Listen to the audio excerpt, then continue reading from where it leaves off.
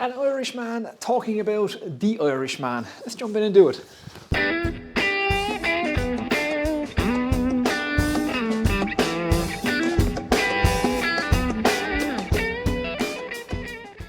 What's happening, everyone? Welcome back to the Whiskey Shed. My name is John McGrath. I'm an Irishman in his workshop, tasting whiskey and sharing that experience with you guys. Now, I have another Irish whiskey for you. This is the Irishman. This is from Walsh Distillery. The background behind me is a little bit disheveled at the minute. I'm building a new tool cabinet, so I have a woodworking channel. It's just about hit 30,000 subscribers. It's kind of my main channel. I'll link that below if you guys are interested in woodworking.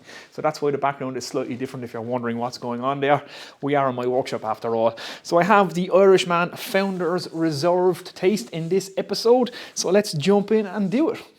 Okay, as always, a little story and a little bit of information about the whiskey and the distillery. Now, this one was founded in 1999, the Walsh Distillery in County Carlow, by husband and wife Bernard and Rosemary Walsh.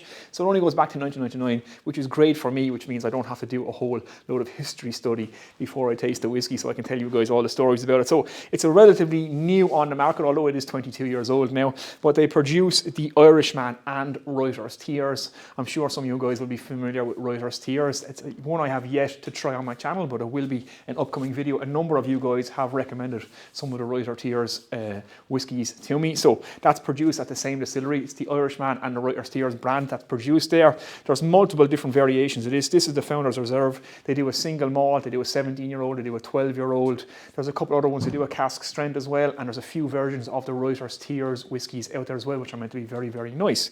So that's kind of it. It's not such a rich history with this one. They've won loads of awards. It comes highly recommended. This is the Founders Reserve. Like I said, this is kind of picked by Bernard Walsh himself. It's a mixture of a single malt and single pot still, but we'll get into that now in a minute when we're going to taste the whiskey. So yeah, that's kind of the stories and history on this one. Not too much history, not too many stories for this one. So let's just jump in and nose and taste this one. Okay, so let's get this one in the glass. Now, it's a screw cap, so I've no satisfying cork pop for you today, but it's all about the whiskey at the end of the day, not about the cork. Let's get this in the glass.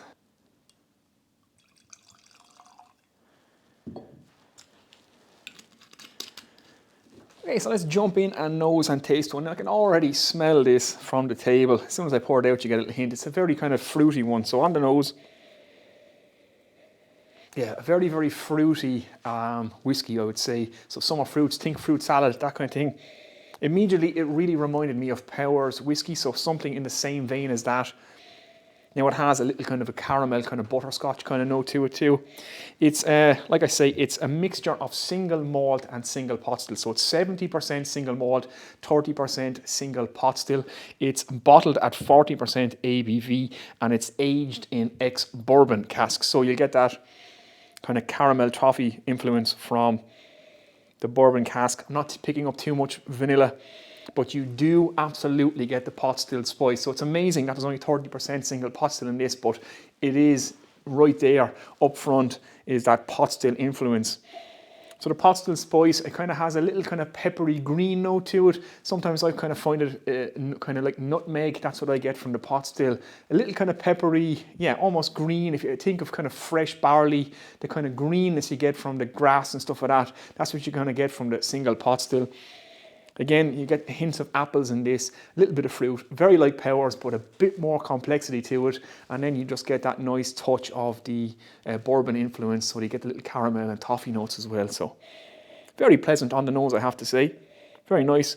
Mild, it's not a big, powerful, strong whiskey. Again, it's a nice, subtle, kind of Irish style whiskey, but a very pleasant nose, I have to say. Now, on the palate.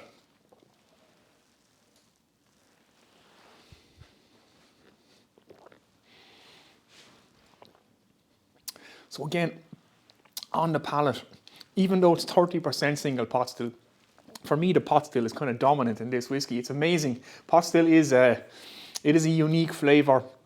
It has the mouthfeel of a single pot still whiskey, even though it's only 30% single pot still. You get the pepperiness, you get that green note, you get a little bit of sweetness on the toffee in the mid palate. It has a lovely kind of fruitiness to it, so you get some apples and some like fruit salad kind of thing. So again, a lot like Powers, but a bit more complex, I would say. A little bit deeper, a little bit more going on with this. It kind of finishes then with a little bit of heat, a little bit of pepperiness, and that pot still spice. It's very, very nice. It's €34. I have to say it's a very pleasant, easy drinking whiskey. It's not big, powerful, bold flavours. It's not going to blow your socks off. You're not going to be over the moon or amazed by it, but very, very nice. If you like Powers Go label and that kind of thing, if you like that kind of style of Irish whiskey, you will like this. And I have to say, for 34 euros, that's not too bad in my book. I quite like it. So we'll leave it sit on its side for a while, like we always do. Give it about 10 minutes, let it open up, see if we can pull anything else from it. But yeah, not a bad whiskey, I have to say. Okay, so we've let it sit for 10 minutes. Let's see if it's opened up and changed a small bit and see what we get. So straight away now I'm getting apples. Yeah, I definitely get apples now. It's amazing how you can let a whiskey sit for 10 minutes. Just let it kind of let the air at it and let it open up, and you can really start to pick out the notes then. But yeah, really up front now I'm getting some green apples. Nice bit of sweetness. The toffee and caramel is a little bit more present now, and that pot still spice is right there. How to describe the pot still spice to you? If you've not tried Irish pot still whiskey, it's almost like a herbal and baking spice combination. It's hard to kind of put an exact description on what it's like. It's a little bit of pepperiness to it as well. Just think baking spices, a little herbal note, a little green note. It's that kind of combination of unmalted barley. So think of kind of fresh barley is in there as well, and has a little bit of heat to it. So it's really, really nice character. But that's there, it's right in the mix, and like I said already, it's amazing that it's only 30%, but yet it is dominant in this as well. So on the palate now.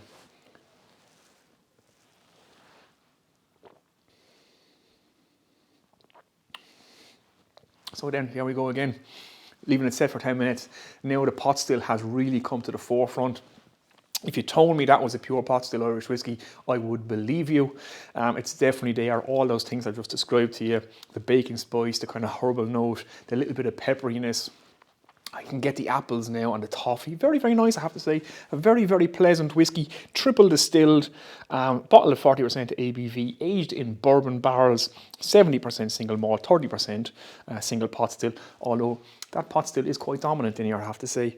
Very, very nice. I would highly recommend that one, guys. 34 euros, so not a bad price either. So that's going to make me, I'm interested in trying some more of the Irishman releases, and definitely going to try some Writer's Tears now. So yeah, very nice from the Walsh Distillery, I have to say. Very, very pleasant, and I highly recommend that one. Okay guys, so there we go. That has been my review of the Irishman Founders Reserve. I quite like this one, and I do recommend it. Again, it's kind of similar to Powers, so if you know what Powers is like, you would probably like this one. A bit more complex, a bit more going on with this, I would have to say. The pot still spice is definitely a dominant feature of this whiskey, but it has a lovely fruity character, and yeah, get some of that bourbon barrel influence as well with caramel and toffee. So very, very nice. I'm definitely going to try some more of the Irishman releases, and I'm going to try some of the Writer's Tears as well. I'm anxious to try them now. So the Walsh Distillery is not too far from me. It's only up in County Carlow, which is about a 20-minute, half-an-hour drive from where I am. So I might even get up there someday.